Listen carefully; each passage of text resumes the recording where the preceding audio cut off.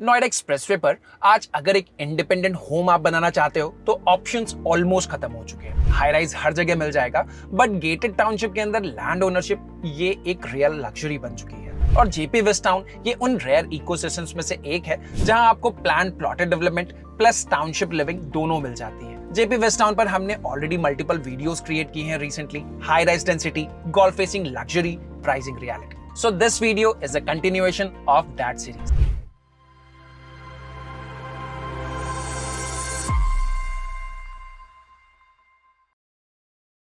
Welcome to White Hat Realty, where we bring you value over valuation. Noida में gated plotted communities are rare. Township with integrated plots are even rarer. और JP West Town ये उन few rare ecosystems में आता है. So if you are serious about buying something in Noida Expressway, then this must not be a casual watch. Subscribe to White Hat Realty because in next few months we're gonna decode entire Noida Expressway sector by sector. अगर आप bye करने की planning में हो, our team can help you shortlist, evaluate and close. Number screen पर आपको मिल जाएगा. Now let's begin. Let's first quickly understand sector 131 in a glimpse.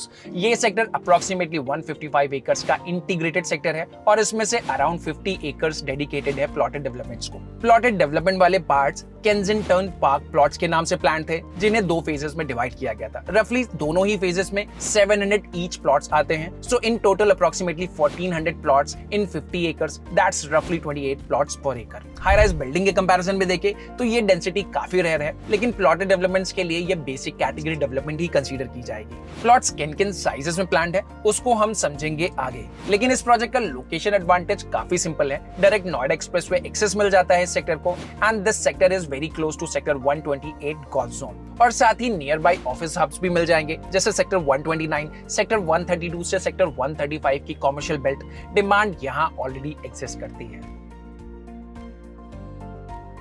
Sector 131 के प्लॉट्स मल्टीपल साइज ब्रैकेट्स में अवेलेबल हैं, ताकि डिफरेंट बजट और रिक्वायरमेंट के buyers को केटर किया जा सके। एंट्री साइज स्टार्ट होता है अराउंड 128 स्क्वायर मीटर से, जो रफली 153 स्क्वायर यार्ड के आसपास पड़ता है। उसके बाद मिड साइज ऑप्शंस आते हैं 200 square yard, 240, 300 square yard range, जो मोस्ट एक्टिव सेगमेंट है इस मार्केट में। और प्रीमियम बायर्स के लिए limited inventories 450 and 538 square yard के भी मिल जाते हैं, जो सप्लाई में तो लो है लेकिन डिमांड में हाई रहते हैं। अब सवाल आता है यहाँ आप बिल्ड क्या कर सकते हो। नोएडा अथॉरिटी के बायलॉज के अकॉर्डिंग आप यहाँ ग्राउंड प्लस 3 फ्लोर्स कंस्ट्रक्ट कर सकते हो। बेसमेंट भी अलाउड है सब्जेक्ट टू अप्रूवल्स। अब समझते हैं कि यहाँ के मोस्ट प्रेफर्ड ऑप्शंस कौन से हैं। यहाँ जनरली 3 टाइप्स के प्लॉट्स पर बायर्स प्रीमियम पे करते हैं: कॉर्नर प्लॉट्स, ईस्ट या नॉर्थ ईस्ट फेसिंग प्लॉट्स, और स्पेसिफिकली वाइड रोड वाले प्लॉट्स, जैसे कि 15 मीटर या 24 मीटर्स पे अगर कोई प्लॉट है तो। सो साइज तो इंपॉर्टेंट है ही, लेकिन बहुत से लोगों के लिए साइजेस से ज्यादा इंपॉर्टेंट होता है प्लॉट का लोकेशन और पोजीशनिंग। इसी वजह से सेम साइज के प्लॉट्स के अंदर भी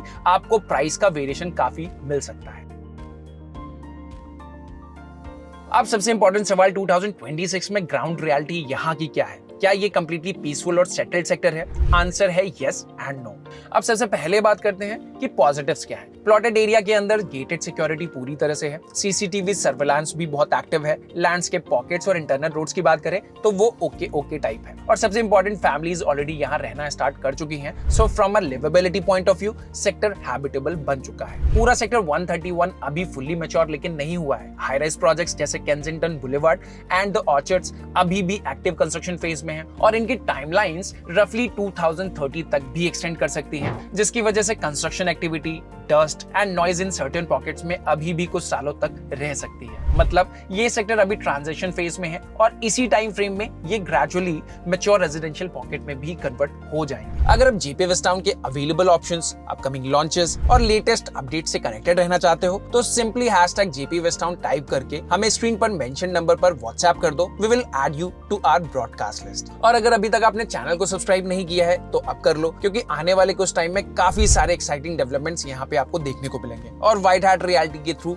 आपको सॉलिड इंफॉर्मेशन मिलती रहेगी, वो भी टाइमली।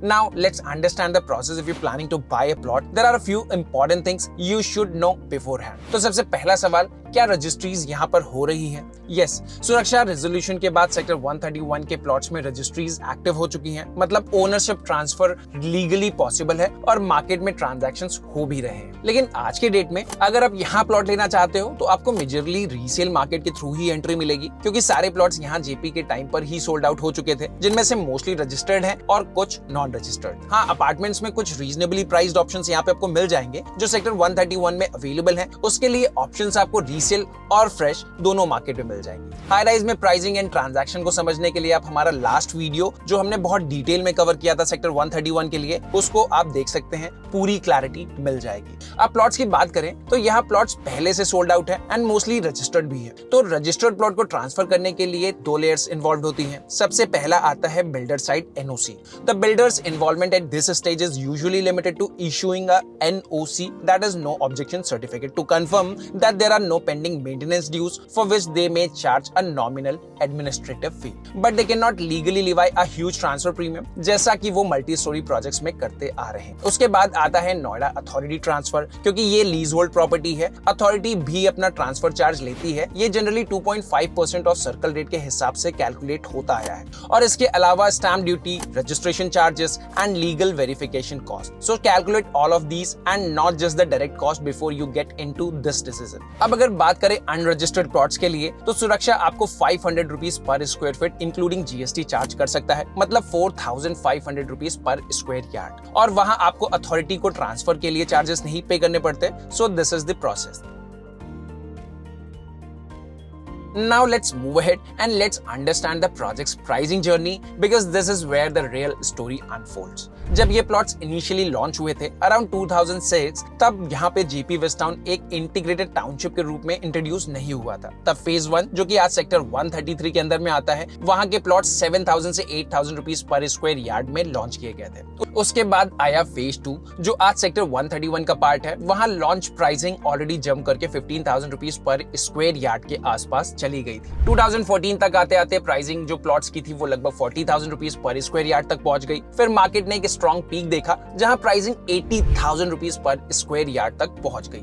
अगर आप पास डेटा को लेकर के कहीं भी कंफ्यूज है या आपको लगता है कि कुछ डेटा ऐसा है जो इनकरेक्ट है, तो please correct us and share your insights in the comments. अब पीक टाइम तो जेपी वेस्ट टाउन के प्लॉट्स ऑलरेडी विटनेस कर चुके थे, लेकिन उसके बाद जेपी के डाउनफॉल का टाइम आया और अराउंड 2020 जब पूरा वेस्ट टाउन लार्जली स्टक था, तभी रीसेल मार्केट में plots 50,000 rupees per square yard के आसपास वापस से पहुंच गए। और यही वो टाइम था जहां पे स्मार्ट इन्वेस्टर्स ने एंट्री ली और वो लोग ऑलरेडी 4x ग्रोथ देख चुके हैं। अब हम अगर आज के सिनेरियो की बात करें, मतलब 2026 अप्रैल की, तो एग्रेसिव डिमांड यहाँ ऑलरेडी है और रिन्यूड कॉन्फिडेंस के चलते प्राइसिंग यहाँ minimum 1,90,000 rupees per square yard तक पहुंच चुकी है। और मैक्सिमम प्राइस की अगर हम बात करें तो कुछ plots 2,50,000 rupees per square yard तक ट्रेड होते हैं। ऑफ कोर्स एग्जैक्ट प्राइसिंग आज भी लार्जली डिपेंड करती है प्लॉट की रोड विड्थ, लोकेशन और पोजीशनिंग पर। अब अगर यहाँ एंट्री करने का प्लान कर रहे हो तो आपको अवेलेबल साइजेस के हिसाब से मिनिमम आपका बजट 2.5 करोड़ चाहिए, और अगर आप बड़ा प्लॉट देख रहे हैं तो यहाँ के लिए 7 से 8 करोड़ रुपए तक का बजट भी जा सकता है।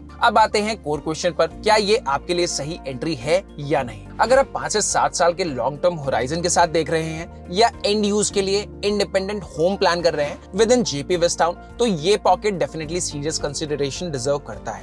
ये play ecosystem maturity plus infra tailwinds पर बेस्ड है, नॉट शॉर्ट टर्म ट्रिगर्स। लेकिन अगर इंटेंट शॉर्ट टर्म फ्लिप का है या सिर्फ एप्रिसिएशन एक्सपेक्टेशंस पर एंट्री लेना चाहते हैं, तो ये सेगमेंट आइडियल नहीं है। Plotted market reward patience not timing. White hat lens simple है बट प्रिसाइज। सिर्फ रेट मत देखिए, टोटल एक्विजिशन कॉस्ट समझिए, एग्जैक्ट लोकेशन डायनेमिक्स इवैल्यूएट कीजिए, और सबसे इंपॉर्टेंट 5 साल होल्ड कर पाओगे या नहीं, ये अपने आप से क्वेश्चन पूछिए, क्योंकि यहाँ वैल्यू तब अनब्लॉक होगी जब occupancy plus infra execution visibly improve हो जाएगा। अगर नेक्स्ट 4 से 5 सालों में एक्सप्रेसवे पर ऑफिस डिमांड ग्रो करती है और टाउनशिप फुली मैच्योर हो जाता है, तो ये पॉकेट आपको 11 to 12% CAGR डिलीवर कर सकता है, which is in current context is a fairly strong and likely outcome. Final takeaway, आप एक evolving but structured market में एंट्री ले रहे हो. शॉर्ट टर्म नॉइज तो रहेगी, लेकिन लॉन्ग टर्म डायरेक्शन क्लियर है. अगर आप सेक्टर 131 प्लॉट्स इवैल्यूएट कर रहे हैं, we can help you identify the right plot and execute the deal with clarity. That's all for today's video. अगर वीडियो पसंद आया तो शेयर करिए इसे अपने दोस्तों के साथ और चैनल को सब्सक्राइब करना ना भूलें. मिलते हैं नेक्स्ट वीडियो में with new insights on Noida real estate.